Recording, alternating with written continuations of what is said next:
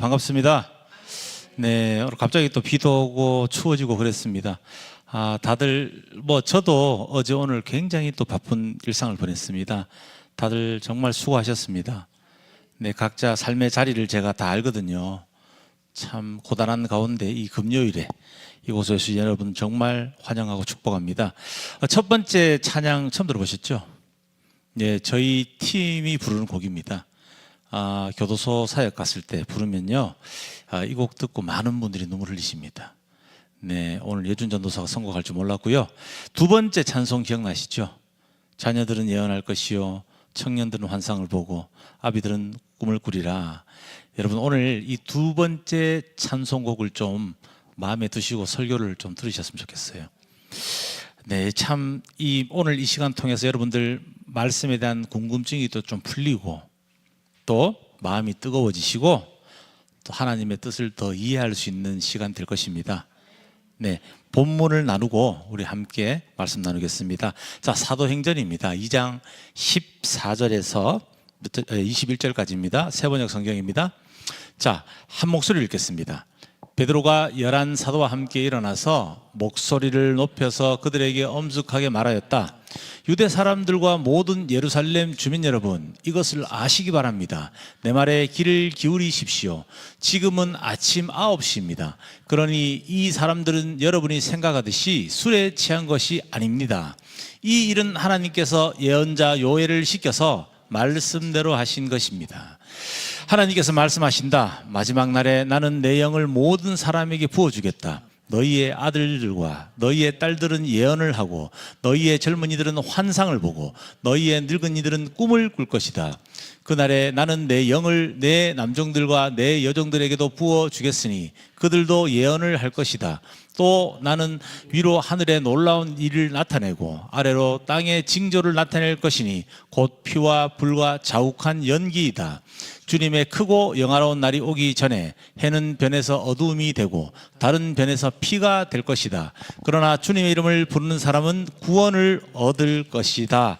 아멘입니다. 여러분, 주님의 이름을 부르는 사람은 구원을 얻을 것입니다. 아멘입니다. 자, 사랑하는 우리 공동체, 가족 여러분, 한번 상상해 보십시오. 자, 오순절 아침입니다. 예루살렘 거리는 축제 분위기였지만 한쪽 구석에 모여있는 120명의 제자들에게서는 아주 신기하고 기이한 일이 벌어지고 있었습니다. 자, 여러분, 그들은 갑자기 태어나서 한 번도 배워본 적 없는 외국어로 소리를 높여 기도하기 시작했습니다. 자, 지나가던 사람들이 어떻게 됩니까? 발걸음을 멈춥니다. 그리고 이야기하죠. 쟤들 저 갈릴리 촌 사람들 아니야? 그런데 어떻게 우리 고향 말을 저렇게 유창하게 하지? 이렇게 이야기합니다. 놀라죠? 자, 그런데 여러분, 그 놀라움이 곧 바로 조롱으로 바뀝니다. 에이, 아침부터 새술에 취했구먼. 얘들 헛소리 하는 거야. 여러분, 이 장면은요, 오늘날 우리 교회를 향한 세상의 시선과도 참 다를 바가 없는 것입니다. 우리가 지금 보십시오. 이 작은 상가 건물에 모여 있습니다. 자, 눈에 보이지도 않는 하나님께 눈물을 흘리며 기도하고 있죠. 다가올 미래를 소망하면서 헌신하는 모습을 보고 이 세상은 이렇게 말합니다. 자, 쟤들 종교라는 술에 취했다. 쟤들은 현실 감각이 없다. 저 시간에 나가서 한 푼 더 벌지. 그렇게 이야기하고 있습니다. 자, 그리고 저거는 그냥 심리적인 어떤 위로일 뿐이다. 이렇게 세상 사람들도 교회를 다니는 우리에게 이렇게 조롱하곤 합니다. 사실입니다. 지금 현 시대 그래요. 교회 간다 그러면 거기 왜 가냐고 물어봅니다. 거기 나가면 누가 돈 주냐? 그 시간에 알바 하나 더 하지. 그런 시대라는 것입니다. 자기 마음의 위로 얻으려고 가지. 그렇게 조롱하는 시대라는 것이죠. 자, 혹은 이제 이 사람들이 우리들이 경험하는 신앙의 어떤 신비로운 체험들을 보면서 또 이렇게 얘기합니다. 저거는 그냥 뇌의 작용이다. 미신이다. 이렇게 치부해 버리곤 합니다. 자, 지금 이렇게 조롱받고 있습니다. 이 제자들도 2000년 전에도. 자, 조롱받고 있던 그때 베드로가 일어납니다.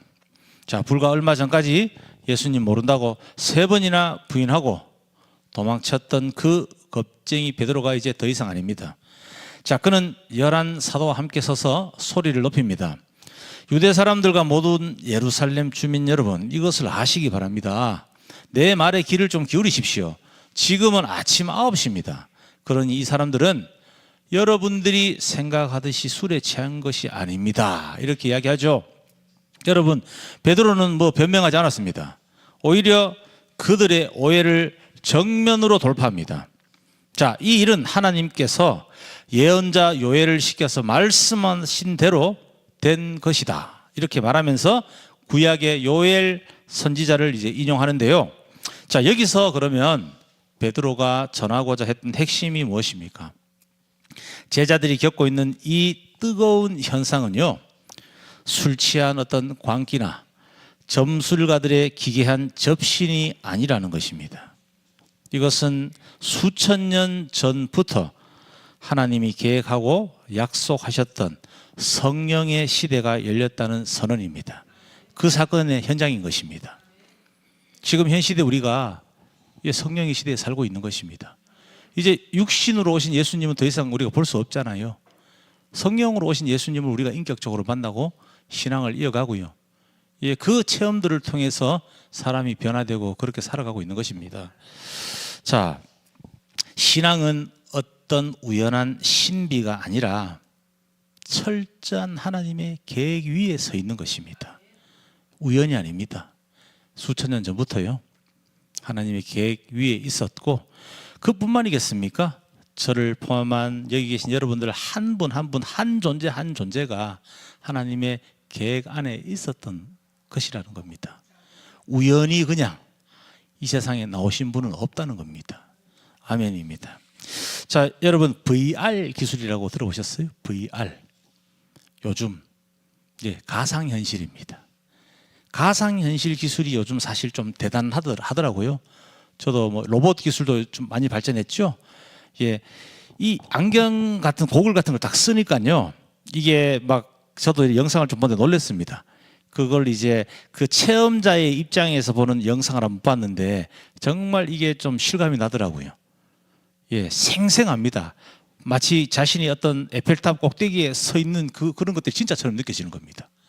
원하는 현실을 롤러코스터도 타고요, 그 안경 하나 쓰고 그런 모든 기분을 느끼더라고요. 이 현실에 어떤 사람들이 중독이 되어버립니다. 자, 무슨 말이냐면요, 현실의 삶은 고단하죠.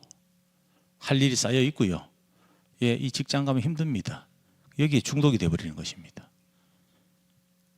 이 가상현실의 삶에 중독이 되는 겁니다.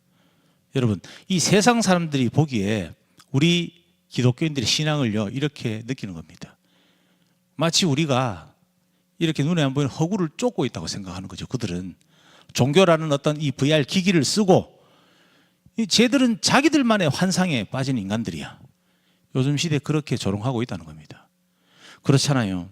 이 본문을 나중에 깊게 보면 아시겠지만요, 이들은 술 취해서 헛소리 하는 게 아닌 거 분명히 성경에 기록되어 있죠. 태어나서 처음 보는 언어로 이야기하고 그 각국 사람들이 다 알아듣습니다.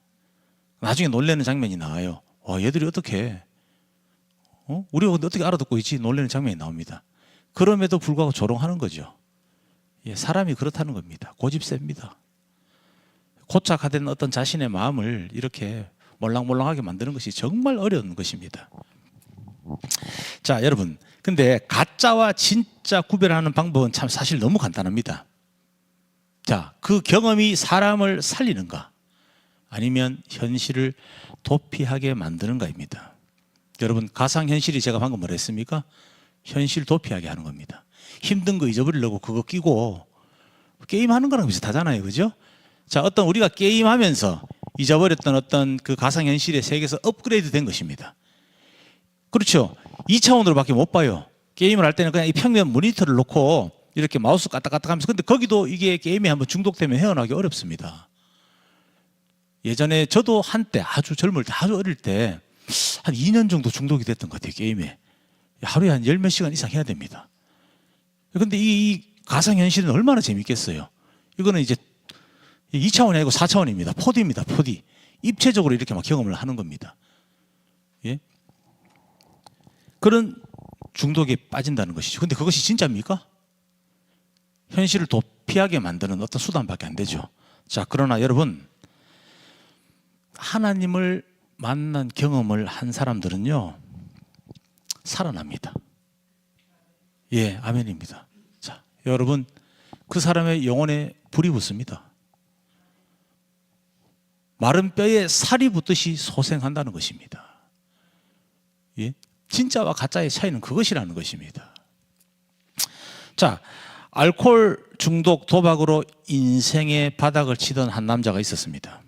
자, 그 사람은요, 도박 중독, 알코올 중독입니다. 가족 버렸습니다. 오로지 자신에게 자극적인 그 쾌락에 취해서만 살아갔습니다. 그렇게 살아가다가 우연하게 이 남자가 작은 개척교회 집회에 한번 참석하게 됩니다. 그곳에서 그는 성령의 강한 임재를 경험했습니다. 예, 그는 정말 눈물 콧물 쏟으며 회개했습니다. 그날 이후에 술과 도박을 끊었습니다. 주변 친구들은 그 남자 비웃었습니다. 야, 너 이제 그렇게 술에 취해서 돌아다니더만 종교에 취했냐? 교회에 미쳤냐? 그때 그가 이렇게 대답했습니다. 그래, 맞다. 내가 전에는 술에 취해서 가족 죽이고 내 인생도 갉아먹었다. 근데 이제는 예수님께 취해서 내 가족을 사랑하고 정직하게 일하면서 살게 되었다. 그게 왜? 이렇게 이야기합니다. 사랑하는 여러분, 이 남자가 만약에 술에 취한 거라면 나는 평생 이 기분 좋은 술에서 깨고 싶지가 않다. 하지만 이건 술이 아니다 라고 깨달은 것입니다. 내가 진짜로 살아있다는 증거다. 아멘이죠? 여러분, 이 남자는 가상의 남자입니다. 제가 한번 만들어 보았습니다. 그러나 여러분, 이 일은요, 저의 이야기도 되고요, 경험도 됩니다. 그리고 지금도 세상에서 방황하고 있는, 술로 방황을 하든지요, 술 취해 밤에 비틀거리는 사람들 많죠. 마음 붙이고 넘는 분들 있죠. 그 방황하는 누군가의 이야기가 되는 것입니다. 여러분, 저도 경험했거든요. 이것은 상상으로 만들어낸 어떤 이 남성의 이야기가 아니라는 것입니다. 이것은 가상의 이야기 같지만요, 누구나 이 남자가 될 수 있다는 것입니다. 저는 확신합니다. 하나님을 만나면요, 성령님을 경험하면요, 이 남자처럼 된다는 것입니다. 확신합니다. 예, 이거는요, 뭐 지어낸 이야기 아닙니다. 하나님의 영이 임한 사람은 여러분 분명히 삶이 변화됩니다. 아멘이죠? 이거 정말 답답하거든요. 안 믿는 사람들 보면 제가 정말 답답합니다. 못 믿더라고요. 예? 신비로운 정말 무슨 불꽃이 보이고 뭐 그런 현상이요? 아니요. 여러분, 눈에 보이는 어떤 뭐 불이 떨어지고요, 사람이 뭐 뒤로 넘어가고요, 그런 현상이 기적이 아닙니다. 홍해 바다 물이 갈라지는 것은요, 자연 현상이죠. 여러분, 정말 기적이 뭔지 아십니까? 도저히 변할 수 없을 것 같다고 판단되는 한 사람 변화되는 겁니다. 여러분, 눈에 안 보이는 그 한 영혼의 그 마음이 변화되는 것은요, 홍해가 몇천 번 갈라지는 것과 똑같은 겁니다. 사람 안 바뀝니다. 사람은 하나님의 형상을 닮은 존재죠. 무슨 말입니까? 피조물 중에서요, 아주 고차원적인 존재입니다. 자유의지를 가졌고요, 아주 풍부한 감성과 감정, 그리고 고집이 있는 존재입니다. 자기가 잘났다고 생각하고 교만한 사람들요, 고집 꺾는 거 봤습니까? 안 꺾습니다. 하나님 자체를 부정하며 창조주 자체를 부정하는 그 한 사람이 하나님을 믿게 되는 것, 그리고 정말 삶이 변화되는 것, 여러분, 그것이야말로 정말 기적인 것입니다. 진짜라는 것입니다. 사랑하는 우리 지저스 위드 공동체 거룩하신 성도 여러분, 미신과 신비주의는요, 우리를 현실에서 도망치게 하고 운명론에 갇히게 합니다. 팔자가 이렇다, 재수 없다, 애군이 끼었다, 이렇게 살아가는 겁니다. 예? 그러한 일어나지도 않은 그런 미신의 허구 속에서 두려워하는 겁니다. 그 안에서 못 빠져나오는 겁니다. 한심하죠, 그죠? 한심한 인생들입니다. 하지만 여러분, 성령님은 우리를 현실로 불러대는 것입니다. 어떤 신비로운 미신 같은 현상에 머무르게 하는 것이 아닙니다. 현실로 불러내는 것입니다. 그 거친 현실을 이겨낼 하나님의 시선을 주시는 것입니다. 하나님의 관점으로 이 세상을 바라본다는 것입니다. 하나님의 마음으로 사물을 바라보고 사람을 바라봅니다. 자연을 바라봅니다.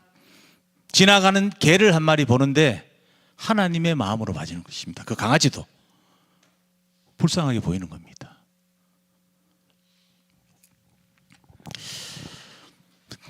이것이 요엘서가 말하는 예언이고 환상이며 꿈이라는 것입니다. 여러분, 오늘 우리 세 번역을 읽었죠? 자, 이 두 번째 찬송을 제가 집중하라는 이유가 있습니다. 조금만 더 들어보시면 나옵니다. 예, 지금 궁금하시죠? 예, 그러면 자리를 지키십시오.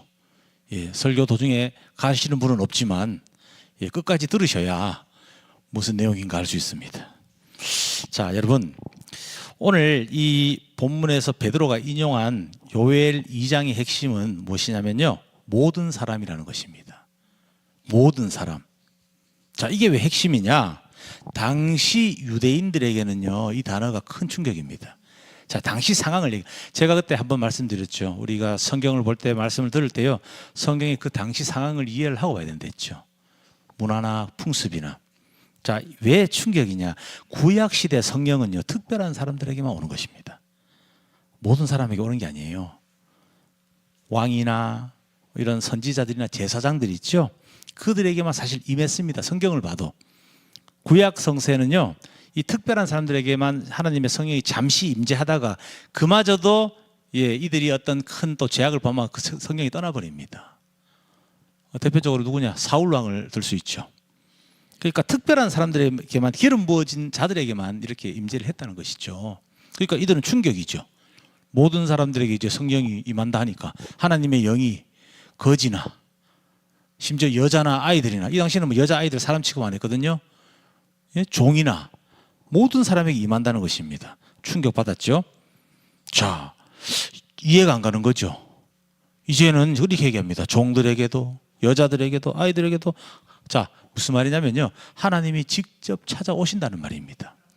성령으로 임재한다는 말씀이요, 모든 사람에게 직접 찾아오신다는 것입니다. 자, 우리 요엘서 2장 28절을 함께 나누겠습니다. 자, 함께 읽겠습니다. 그런 다음에 내가 모든 사람에게 나의 영을 부어주겠다. 너희의 아들 딸은 예언을 하고 노인들은 꿈을 꾸고 젊은이들은 환상을 볼 것이다. 아멘이지요. 아멘입니다. 여러분, 자, 이 구절로 그동안 정말 많은 목사님들 그리고 많은 성도님들이 오해하고요, 신앙을 잘못된 길로 간 구절이라고 할 수 있습니다. 여러분, 이게 지금 이제 우리가 세 번역이죠. 요게 아까 그 두 번째 찬송곡입니다. 지금 아들 딸은 예언을 하고, 예, 자녀들은 예언할 것이요, 청년 젊은이들이 그러니까 세 번역으로 번역해서 이런데 그 가사예요. 개역개정에는 그렇게 되어 있거든요. 자, 여러분, 이 세 가지 징조가 나오죠. 자, 자녀들이 예언하고요, 청년들 환상 보고, 노인들은 꿈을 꾸고. 자, 이 예언이라는 이 두 글자 때문에 많은 오해들이 있었습니다. 여러분, 이 세 가지 징조에 대한 참된 의미를 지금부터 좀 나눠보고자 합니다. 먼저 첫 번째죠. 우리 이 화면부터 갑니다. 아들, 딸은 예언을 하고. 자, 개역개정에서 자녀들은 예언할 것이요. 바로 그 대목입니다. 여러분, 이것은 뭐 앞일을 맞추는 점술 행위가 아닙니다. 미래를 보고, 야, 이렇게 될 거야, 저렇게 될 거야 하는 그것을 얘기하는 것이 아닙니다. 여기서 말하는 예언은요, 이 다음 세대 아이들이 세상의 가치관이 아니라 하나님의 진리를 말하기 시작한다는 것입니다. 예, 이것을 이야기하는 것입니다. 여러분, 자, 어떤 아이들이 이야기합니다. 막 게임 이야기를 해요. 그렇죠? 이 세상에 우리가 잘 살기 위해서 돈이 많아야 된다, 이런 얘기를 합니다. 넌 알바 몇 개 하냐? 니네 집에 니네 아버지 뭐 얼마 있냐? 아버지 차 못 타냐? 다 세상의 가치관이죠. 야, 너 신발 뭐 신었어? 맞잖아요. 쟤는 뭐 죽을 우리 좀 왕따 좀 시키자, 괴롭히자. 예, 그것도 세상 가치관입니다. 근데 그 아이들이요, 야, 너 예수님 어린 시절 성경책 읽어봤어? 응? 이 세상은 우리가 잠시 청지기로 머물다 가는 거야. 쟤 봐봐. 저 뭐 좀 찐따 같잖아. 아니, 그럼 부족한 아이잖아. 우리가 보살펴야지. 예수님이 그렇게 하셨는데. 이렇게 이야기한다는 것입니다. 세계관이 다르다는 것입니다. 인본주의적인 세계관이 아니라요, 기독교적 세계관으로, 하나님의 시선으로 보기 시작한다는 것입니다. 하나님의 진리를 말하기 시작하는 것입니다. 두 번째 뭡니까? 청년들은 환상을 보고죠. 자, 젊은이들은 환상을 보고. 여러분, 그 환상이요, 무슨 공중에 붕붕 떠 있는 날개 달린 천사를 보고 그런 것이 아닙니다. 자, 내 집 마련, 취업, 그러한 좁은 시야를 넘어서는 것입니다. 열방을 향한 하나님의 꿈을 꾼다는 것입니다. 젊은 청년들이요, 집 사는데 열정을 쏟는 게 아니라, 그랜저 차 사는데 열정을 쏟는 것이 아니라 하나님의 복음을 전하는데 열정을 쏟는다는 것입니다. 주님께서 꾸는 꿈을 같이 꾼다는 것입니다. 주님의 마음으로 말입니다. 자, 세 번째 한번 보겠습니다. 노인들은 꿈을 꾸고 아비들은 꿈을 꾸리라, 이 내용이죠. 여러분, 노인들은 그렇죠. 이제 나는 할 만큼 했다. 다 살았다. 뭐 이만하면 이제 쉬어야지. 이제 열정도 식고요. 그렇게 되는 것입니다. 근데 그 노년들이 다시 하나님의 나라를 위해서 가슴이 뛰는 꿈을 꾸는 것입니다. 여러분, 모세 한번 잘 생각해 보십시오. 모세는요, 40년간 이집트에서 왕자로 살았습니다. 그렇죠. 40살까지. 자, 그리고 남은 40살 하나님의 사람이 되기 전까지 혹독한 단련을 받는데, 이제 이집트 사람을 죽이고 도망자가 됩니다. 자, 요즘 말로 지명 수배자입니다. 살인 수배자죠. 자, 광야로 갑니다. 어떤 여인들을 만나서 쉽게 말해서 십보로와 결혼하고 처가살이를 시작합니다. 왕자로 살던 사람이 이제 거저 데릴 사이가 된 것입니다. 양치기 목동이 됩니다. 그렇게 40년을 보내고요, 그냥 쉽게 말해서 모든 것을 내려놓습니다. 이제 열정도 없고 꿈도 없고 희망도 없습니다. 40년간 힘이 다 빠져버린 것입니다. 근데 놀랍게도 하나님은 그때 모세를 부릅니다. 기운이 펄펄하고 열정이 막 넘칠 때 부르는 게 아니라 정말 이제 모든 것을 내려놨을 때.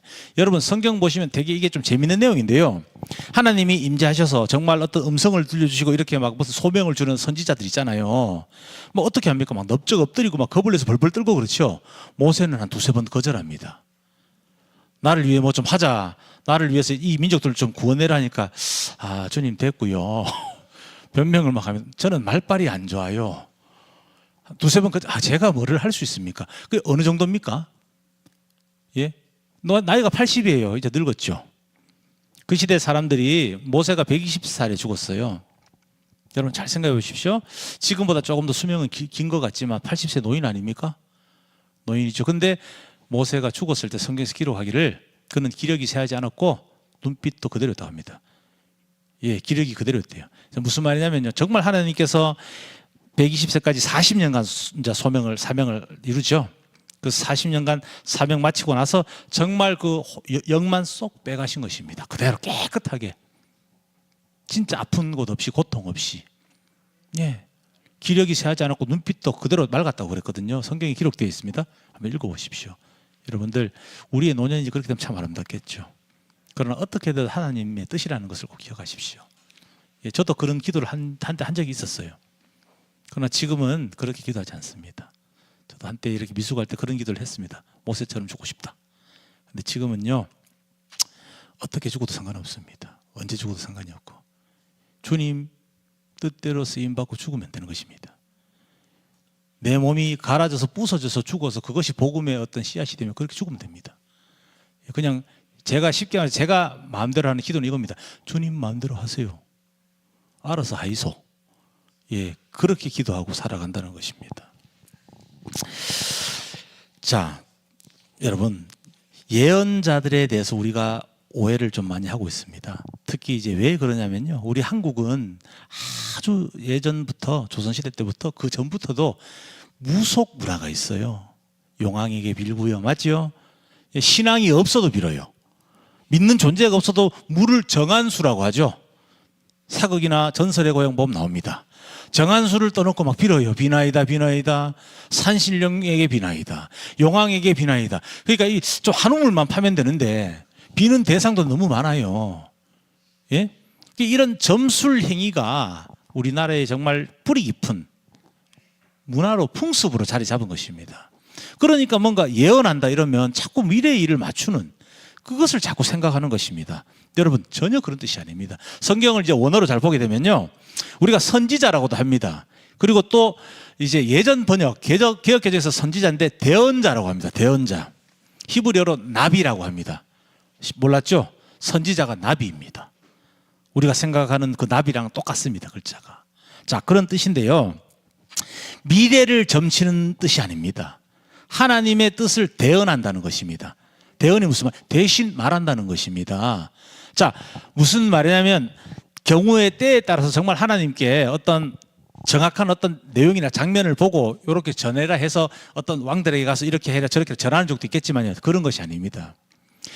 제가 아까 말한 것에 힌트가 있습니다. 이 대언자들이요, 역할이 무엇이냐면요, 대언하는 것인데 이들은요 하나님의 시선으로 세상을 봅니다. 하나님의 지혜로 세상을 통찰합니다. 예측이 됩니다. 그러니까 이 국가들이 이 우상을 섬기고 하는 짓들을 보잖아요. 보면은 그냥 보입니다. 그림처럼. 그게 왜 가능합니까? 하나님의 눈으로 보는 것입니다. 이 세상이나 사람들이 하는 행동들을, 마음들을. 물론 하나님께서 그 대언자들에게 특별한 능력들로 조금씩 더해 주시지만요, 결국에 그게 본질이 아닙니다. 그 대언자들 자체가, 하나님의 사람들 자체가요, 하나님의 관점으로 모든 것을 바라봅니다. 하나님의 지혜로 통찰을 하기 때문에 보이는 겁니다. 대충 예측이 되죠. 그죠? 거의 정확하게 보이는 겁니다. 이방 국가의 상황들, 온 세계를 그렇게 보는 겁니다. 모든 관점이 하나님의 지혜고요, 기독교적인 세계관인 것입니다. 하나님의 지혜로 이렇게 경고를 하고 하나님의 뜻을 대신 전하는 역할들이 나비입니다. 대언자들이고 선지자들입니다. 선지자는 먼저 앞서간다는 뜻입니다.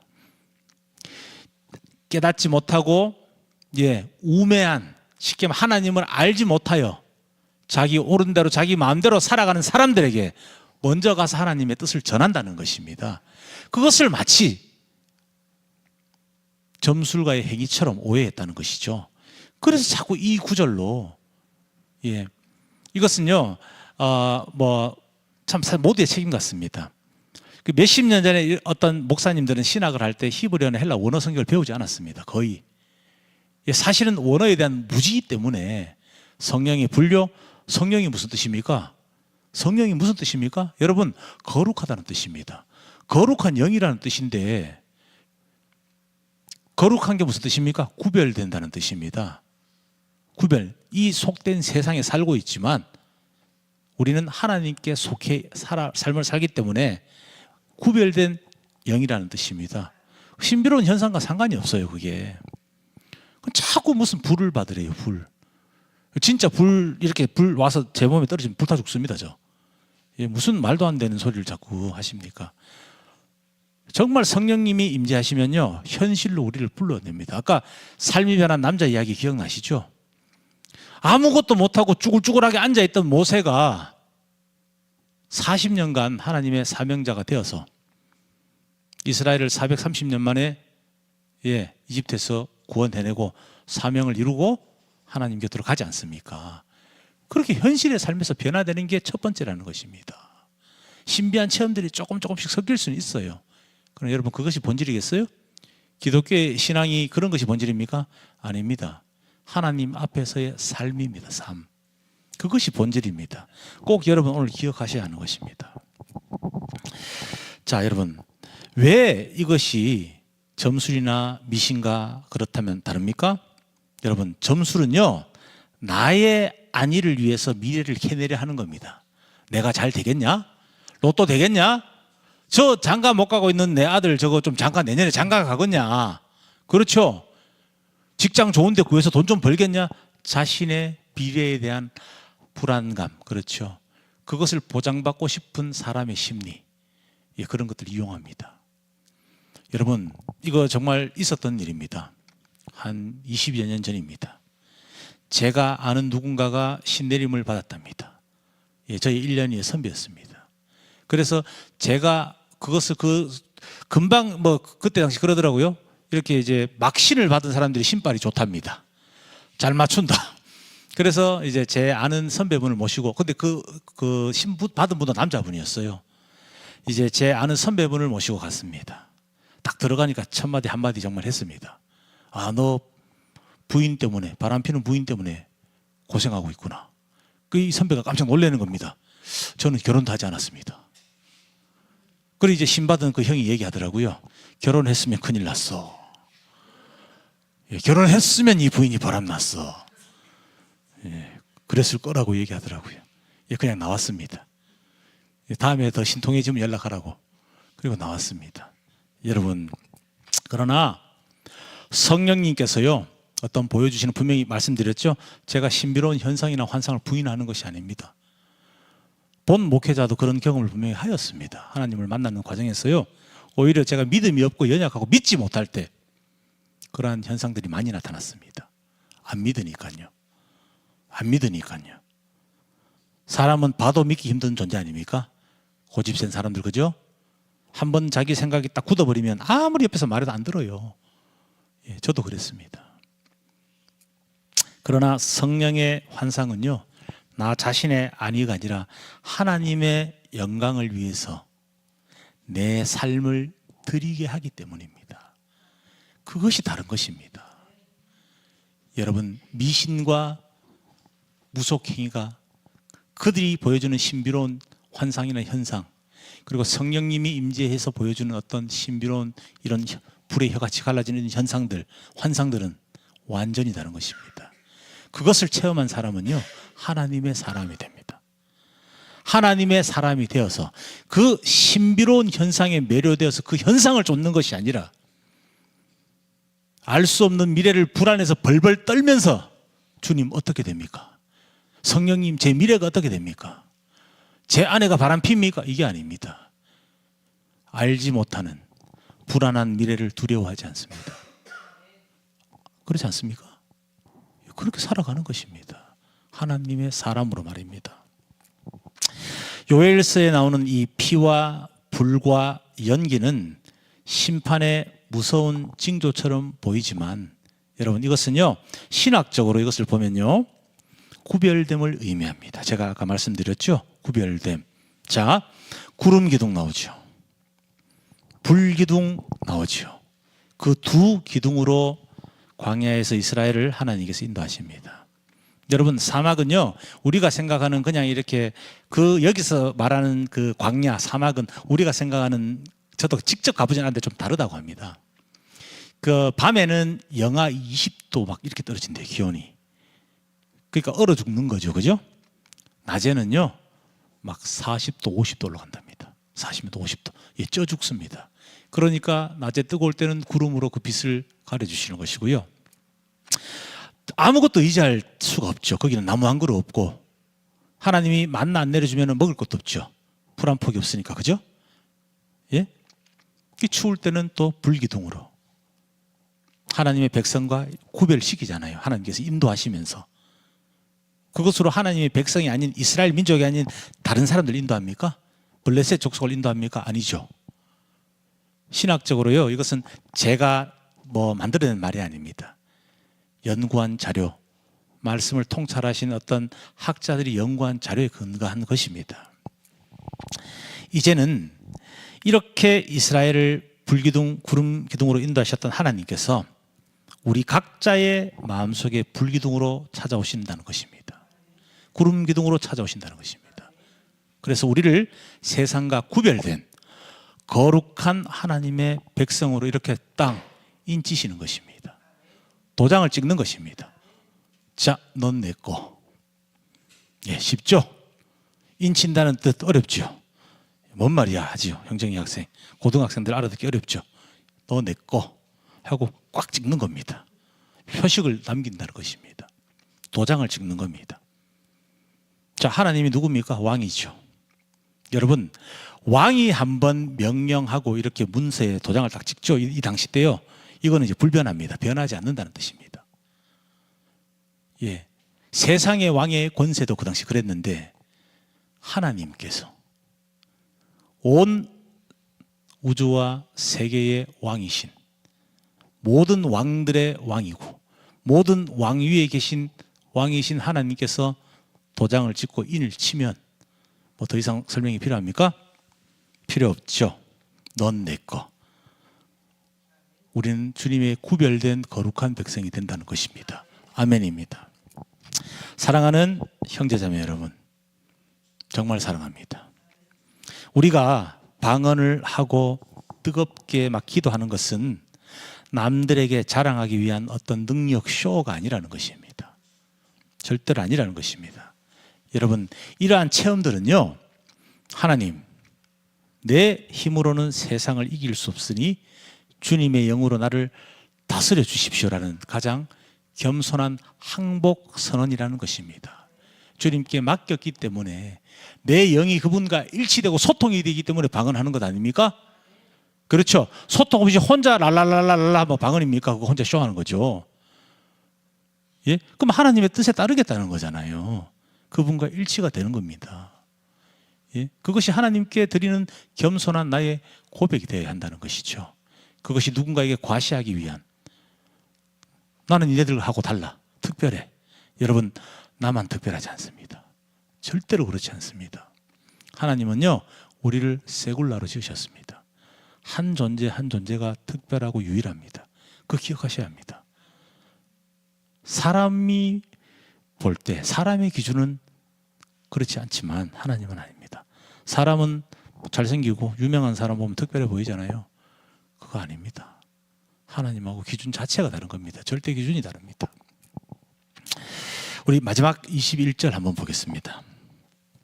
여러분, 네, 본문 21절 한번 부르겠습니다. 예, 마음속으로 한번 제가 읽을 테니까요, 마음속으로 같이 한번 읽어보시길 바랍니다. 그러나 주님의 이름을 부르는 사람은 구원을 얻을 것이다.